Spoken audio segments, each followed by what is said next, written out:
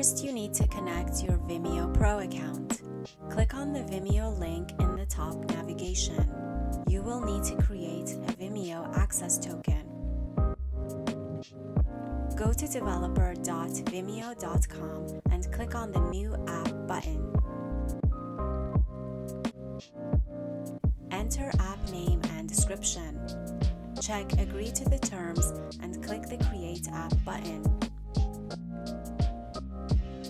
Go to Authentication and select Authenticated. Check Private and Video Files. Then click the Generate button. This will generate your access token.